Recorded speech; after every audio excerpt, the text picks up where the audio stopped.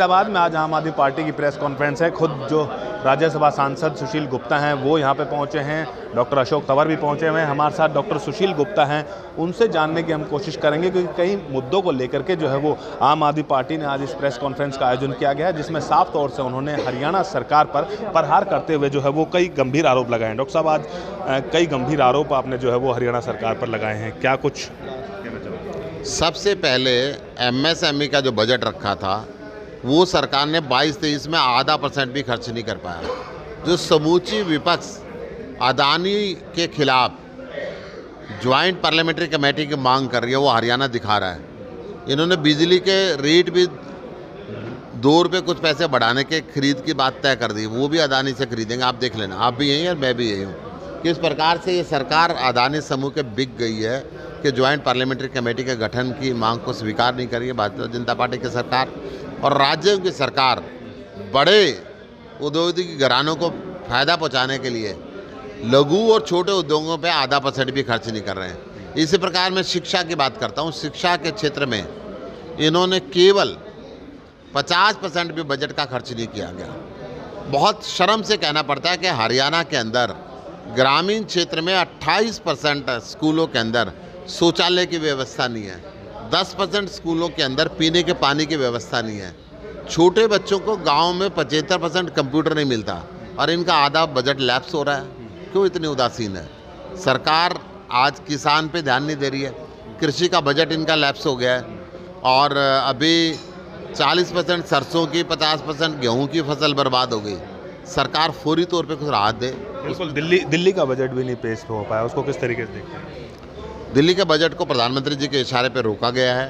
पहला उदाहरण ये देखने को मिला पूरी दुनिया के अंदर कि पूरे एक चुनी हुई सरकार के बजट को रोक दिया जाए केंद्र सरकार के द्वारा। आज तक दुनिया के अंदर ऐसा नहीं हुआ, ये पहली बार ऐसा हुआ है। दिल्ली के मुख्यमंत्री अरविंद केजरीवाल जी ने माननीय नरेंद्र मोदी जी को, देश के प्रधानमंत्री को चिट्ठी लिखी है कि आप इस बजट को पेश करने की इजाज़त दें, दिल्ली की जनता को तंग ना होने दें। अमृतपाल की बात कर जाए, पंजाब में आपकी सरकार है, एक बड़ा मुद्दा जो है वो इस समय बन चुका है अमृतपाल को पकड़ना। कानून रास्ता ले रहा है और पंजाब की सरकार पूरी सक्षम है, पूरी मुस्तैदी के साथ उसको काम कर रही है। मुस्तैदी के साथ काम कर रही है। ये डॉक्टर सुशील गुप्ता हैं, इन्होंने साफ कहा कि जो पंजाब के अंदर इनकी सरकार है और अमृतपाल को पकड़ने के लिए जो है वो हर संभव इनकी कोशिश है और सरकार जल्द से जल्द जो है अमृतपाल को गिरफ्तार करेगी। वहीं साथ ही साथ हरियाणा सरकार पर भी जो है वो उन्होंने कई गंभीर आरोप लगाते हुए कहा कि कहीं न कहीं जो बजट हरियाणा सरकार की तरफ से पेश किया गया वो पूरे तरीके से विफल है। फरीदाबाद से अनिल राठी, न्यूज़ 18 हरियाणा। फरीदाबाद में आज आम आदमी पार्टी की प्रेस कॉन्फ्रेंस है। खुद जो राज्यसभा सांसद सुशील गुप्ता हैं वो यहाँ पे पहुँचे हैं।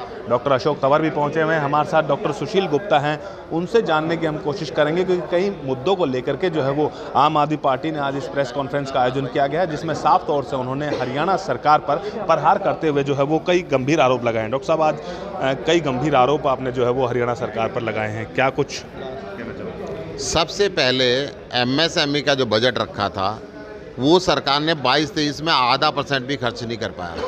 जो समूची विपक्ष अदानी के खिलाफ ज्वाइंट पार्लियामेंट्री कमेटी की मांग कर रही है वो हरियाणा दिखा रहा है। इन्होंने बिजली के रेट भी 2 रुपये कुछ पैसे बढ़ाने के खरीद की बात तय कर दी, वो भी अदानी से खरीदेंगे। आप देख लेना, आप भी यहीं और मैं भी यहीं हूँ। किस प्रकार से ये सरकार अदानी समूह के बिक गई है कि ज्वाइंट पार्लियामेंट्री कमेटी के गठन की मांग को स्वीकार नहीं करी है भारतीय जनता पार्टी की सरकार। और राज्यों की सरकार बड़े औद्योगिक घरानों को फ़ायदा पहुंचाने के लिए लघु और छोटे उद्योगों पे आधा % भी खर्च नहीं कर रहे हैं। इसी प्रकार मैं शिक्षा की बात करता हूं। शिक्षा के क्षेत्र में इन्होंने केवल 50% भी बजट का खर्च नहीं किया गया। बहुत शर्म से कहना पड़ता है कि हरियाणा के अंदर ग्रामीण क्षेत्र में 28% स्कूलों के अंदर शौचालय की व्यवस्था नहीं है। 10% स्कूलों के अंदर पीने के पानी की व्यवस्था नहीं है।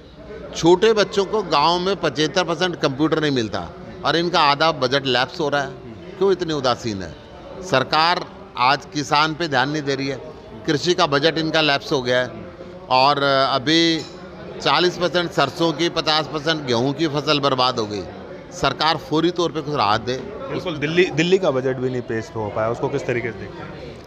दिल्ली के बजट को प्रधानमंत्री जी के इशारे पर रोका गया है।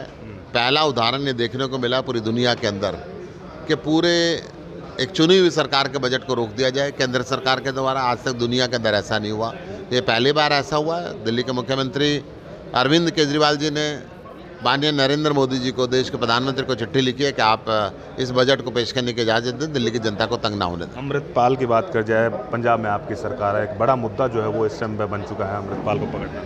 कानून रास्ता ले रहा है और पंजाब की सरकार पूरी सक्षम है, पूरी मुस्तैदी के साथ उसको काम कर रही है। मुस्तैदी के साथ काम कर रही है। ये डॉक्टर सुशील गुप्ता हैं, इन्होंने साफ कहा कि जो पंजाब के अंदर इनकी सरकार है और अमृतपाल को पकड़ने के लिए जो है वो हर संभव इनकी कोशिश है और सरकार जल्द से जल्द जो है अमृतपाल को गिरफ्तार करेगी। वहीं साथ ही साथ हरियाणा सरकार पर भी जो है वो उन्होंने कई गंभीर आरोप लगाते हुए कहा कि कहीं न कहीं जो बजट हरियाणा सरकार की तरफ से पेश किया गया है वो पूरे तरीके से विफल है। फरीदाबाद से अनिल राठी, न्यूज़ 18 हरियाणा।